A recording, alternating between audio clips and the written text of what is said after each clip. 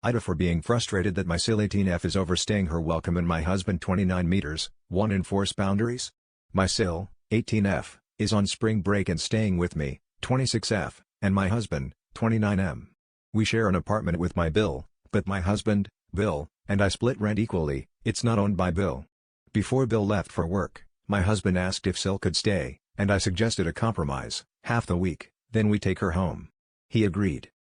When the time came, my husband told her, and she just laughed it off. Later, when I wasn't around, she convinced him to let her stay. His excuse?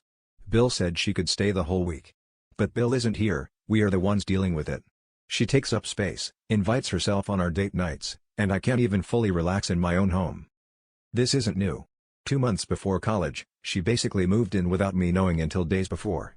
I was extremely accommodating, included her in everything, even planned her birthday.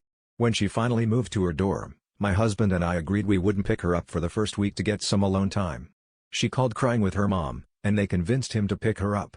My husband excused it by saying, "She's just homesick." But my issue is, she'll never actually fit into college life if she keeps running back here. When I was in college, I stayed in my dorm, hung out with friends, and partied. She's not even trying to adjust. Later, I had a direct conversation with her, making it clear my issue wasn't her visiting, just that I needed alone time. She promised I could always tell her when I didn't want her over. But weeks later, when I told her no for a weekend, my husband backed me up and told her no. She then got Bill to pick her up instead. When she arrived, she said hello to everyone except me and ignored me until I said hello first. Then, she stood right next to me and started speaking in Spanish about something directly related to me.